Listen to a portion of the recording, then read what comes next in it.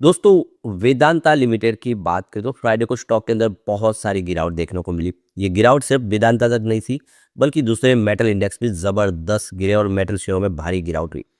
तो इसके पीछे के रीजन को समझेंगे।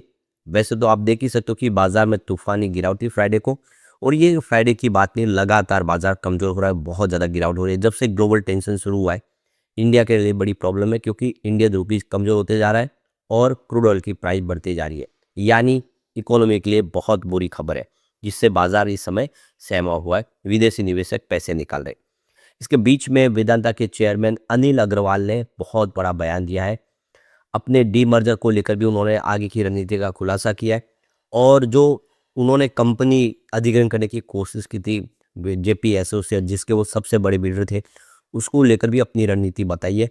इसके अलावा किस तरह से देश इस मुसीबत से बाहर निकल सकता है जो इसमें ग्लोबल टेंशन की वजह से हुई है, उन सारी बातों को समझेंगे इस वीडियो के माध्यम से। लेकिन फ्रेंड्स, उससे पहले अगर आप पहली बार हमारे चैनल पे आए तो चैनल को सब्सक्राइब कर दीजिए, एक बेल आइकॉन दबा दीजिए ताकि जब भी नया वीडियो बने पहला नोटिफिकेशन आपको मिले। वीडियो पसंद आए तो लाइक से जरूर कीजिए। चलो फ्रेंड्स, वीडियो स्टार्ट करते हैं। मैं हूँ आपका दोस्त एस बी दवे और हमारे अपने चैनल ऑनलाइन कमाई में आपका बहुत बहुत स्वागत है। सबसे पहले वेदांता लिमिटेड के कारोबार की बात करें, 687 पर क्लोजिंग थी। 4.41% की गिरावट देखने को मिली, लगभग 4.5% की गिरावट हुई है। तो यहाँ पे सुबह शुरुआती कमजोर थी 714 पर, 719 पर क्लोजिंग थी थर्सडे की।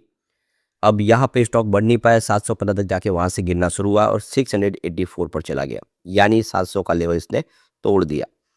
अब आप देख ही सकते हो कि इस समय जो स्टॉक है अपने 52 वीक के हाई के आसपास है, 769 पर है और लो इसका 363 का। इस समय जब मार्केट में बहुत सारे स्टॉक ने अपने 52 वीक के लो को क्रॉस कर लिया, उसको पार करके नीचे की तरफ जाते हुए दिखाई दे रहे, उस समय में ये अपने 52 वीक के हाई के आसपास है। तो आप समझ ही सकते हो कि स्टॉक कितना मजबूत है। और इसके पीछे रीजन सबसे बड़ा यही है कि इसका डीमर्जर होना और लोगों को उसमें बहुत सारा इंटरेस्ट है और हर कोई चाहता है कि डीमर्जर के बाद हर कंपनी में उनकी हिस्सेदारी हो। इसी वजह से यहाँ पे खरीदारी तो हो रही है। तो यहाँ पे संभावना काफ़ी सारी है। तो क्लियर है कि बाजार का साथ मिलेगा तो स्टॉक बढ़ेगा, लगातार गिरावट होगी तो ये भी थोड़ा नीचे तो जरूर आएगा। तो ये देख कि फ्राइडे के दिन जितने भी मेटल के शेयर है उसमें लगभग 5% के आसपास की भारी गिरावट देखने को मिली। तो ये देख कि यूएस ईरान जो युद्ध शुरू हुआ है उसकी वजह से इन शेयरों में गिरावट का सिलसिला शुरू हुआ है। तो आप समझ सकते हो कि चाहे वो एल्यूमिनियम हो, जो मेकर कंपनी हिंदाल्को हो या नाल्को हो, उनमें सब में गिरावट हुई, यहाँ तक कि वेदांता में भी गिरावट हुई। तो इस समय एक सिचुएशन ये है कि जो हो सकता है कि निकट भविष्य में ये युद्ध और लंबा खींचे, तो यहाँ पे मेटल कंपनियों को भी बहुत ज़्यादा मुसीबत झेलनी पड़ सकती है। एक्सपोर्ट रुक सकता है और भी रीजन हो सकती है। यूएस भी कुछ नए टैरिफ तलाश रहा है फिर से इंडिया चाइना पे लगाने के लिए। इसकी वजह से भी माहौल जो है इस समय फिर से प्रॉब्लम वाला बन गया है। तो ये सारी स्थिति की वजह से गिरावट चल रही है इस समय। अब वेदांता के चेयरमैन अनिल अग्रवाल को बहुत ज़्यादा पीड़ा हो रही है कि उनकी सबसे बड़ी बोली होने के बावजूद उनको जेपी एसोसिएशन के अधिग्रहण का मौका नहीं दिया सीओसी ने, जबकि वो बिल्डर साबित हुए थे इंसॉल्वेंसी प्रोसेस के। इसको लेकर भी उन्होंने अपनी राय रखी है। तो ये देखो कि फ्राइडे को ताज़ा उनका बयान निकल कर आया है अनिल अग्रवाल का। उनका कहना है कि जेपी एसोसिएट के इंसॉल्वेंसी प्रोसेस में उन्होंने सबसे बड़ी बोली लगाई थी, वो हाईएस्ट बिडर थे। उसके बावजूद भी आप देख सकते हो कि उनको मौका नहीं दिया गया। तो इससे एक ट्रांसपेरेंसी के ऊपर सवाल उठता है कि ये जो पूरा इंसॉल्वेंसी कॉर्पोरेट इंसॉल्वेंसी प्रोसेस है उसका पालन नहीं किया गया, जो नियमों का पालन होना चाहिए, क्योंकि हाईएस्ट बिडर को दरकिनार किया गया है। तो यहाँ पे कि अनिल अग्रवाल का कहना है कि इंसॉल्वेंसी और बैंकरप्सी कोड के तहत जो हाईएस्ट बिडर थे उन्हीं को यहाँ पे बोलीदाता के रूप में स्वीकार करना चाहिए, उनकी बोली को मानना चाहिए। तो ये जो रियल जो नियम है इसका, उसको यहाँ पे तर्क नहीं, उसकी बात को रखा गया और उसके बाद में आप देखें तो किसी और को ये बोली सौंपी गई। तो ये बात देख रहे थे कि जो बोली के नियम है उसका पालन नहीं किया गया है। यानी यहाँ पे देखो कि आईबीसी के जो रूल्स बने उसको पालन नहीं किया गया है। हम हाईएस्ट बिल्डर थे, हमको मौका देना था। उनका कहना है कि हमने 12,505 करोड़ की सबसे बड़ी बोली लगाई और हमने यहाँ पे कॉरपोरेट कमीशन ऑफ इंडिया यानी सीसीआई की मंजूरी सबसे पहले अक्टूबर 2025 में ले ली, हमको मंजूरी मिली।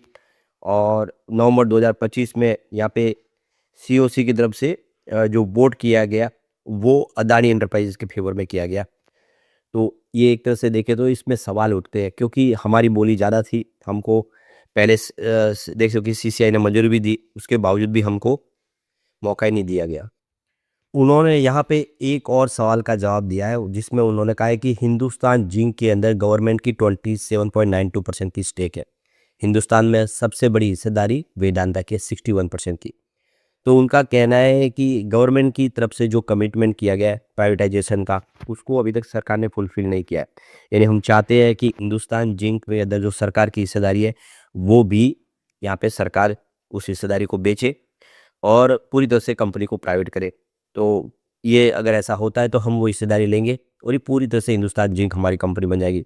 तो गवर्नमेंट को जल्द से जल्द इसके लिए बोली लगा के या और किसी तरीके से इसकी स्टेक बेचनी चाहिए और इसका प्राइवेटाइजेशन करना चाहिए। यानी वो चाहते हैं कि हिंदुस्तान जिंक में उनकी पूरी हिस्सेदारी हो, जो सरकार की हिस्सेदारी है वो भी वो खरीदना चाहते हैं। सरकार के कमिटमेंट के ऊपर उन्होंने ये कहा है। तो एक तरह से देख सकते हो कि अनिल अग्रवाल इस समय एग्रेसिव रूप से अपने बिजनेस को बढ़ा रहे हैं, वो लगातार हर जगह पे एक्वायर कर रहे हैं। तो ये एक अच्छी बात है, कंपनी की मजबूती का सबूत दिखाई दे रहा है। दूसरी तरफ देखें तो यहाँ पे अनिल अग्रवाल की तरफ से डी मर्जर को लेकर भी बयान निकल कर आ गया है फ्राइडे को फ्रेश। उनका कहना है कि डी मर्जर से शेयर होल्डर का जो वैल्यू अनलॉक होगी है, यानी उनको और बेनिफिट मिलेगा। तो एक कंपनी है जो 5 अलग अलग हिस्सों में बढ़ जाएगी और हर कंपनी में शेयर होल्डर को खरीदारी का मौका मिलेगा, हर कहीं में वो उसका निवेश होगा, हर कंपनी अपने हिसाब से अपने निर्णय लेगी, आगे बढ़ पाएगी।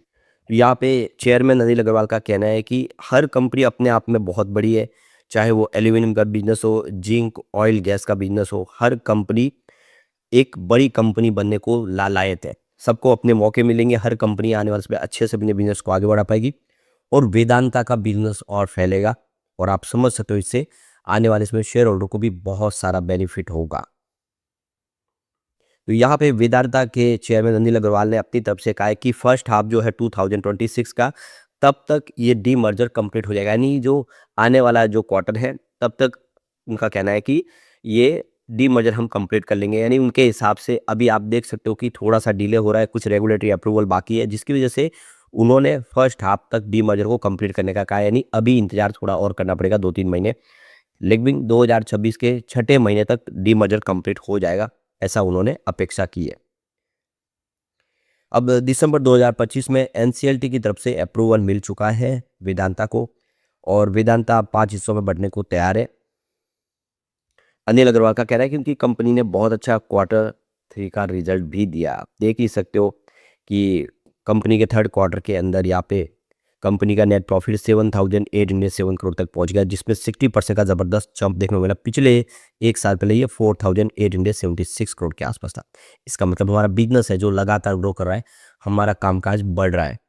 यहाँ पे रेवेन्यू की बात है, उसमें भी 19% की ज़बरदस्त जंप देखने को मिली है, जो हमारा रेवेन्यू 45,899 करोड़ तक पहुँच गया है, जबकि पिछले एक साल पहले ये 19,742 करोड़ के आसपास था। एक यहाँ पे उन्होंने जो बड़ा सवाल उठाया सरकार से कि इस समय हम तेल और गैस के संकट से कैसे उभरेंगे। तो उनका कहना है कि हमारे पास सब कुछ है, लेकिन फिर भी हम इंपोर्ट करते हैं। जिस तरह से इंडिया टुडे कॉन्क्लेव के अंदर उन्होंने अपनी राय रखी है शुक्रवार को, उसमें कहा है कि देश को माइनिंग सेक्टर में और आगे बढ़ना होगा। हमारे पास वो सारे के सारे संसाधन है और हमारे पास तेल के भंडार भी है, उसका दोहन करना होगा, तभी हम आगे बढ़ पाएंगे। हमारी जो इंपोर्ट की निर्भरता उसको कम करना होगा। सभी लोग हमें बाजार की तरह देखते हैं, लेकिन हमें बाजार नहीं बनना, बल्कि हमें एक्सपोर्टर बनना है। हमारे तेल की आवश्यकता को हमें पूरी करनी होगी खुद ही।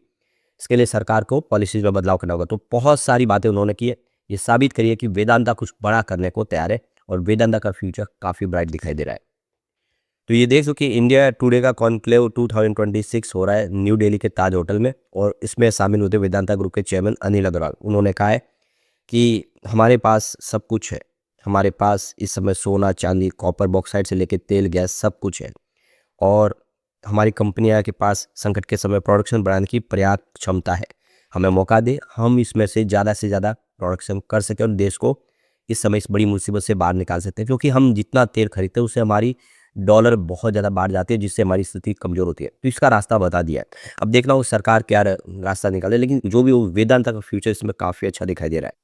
लेकिन फ्रेंड्स, कोई भी इन्वेस्टमेंट करने से पहले अपने फाइनेंशियल एडवाइजर से एडवाइस ले ले या अपना खुद का रिसर्च करें, क्योंकि मैंने वीडियो आपके एजुकेशनल पर्पज़ के लिए ही बनाया। वीडियो पसंद आए तो लाइक से जरूर कीजिए और चैनल को सब्सक्राइब कर दीजिए।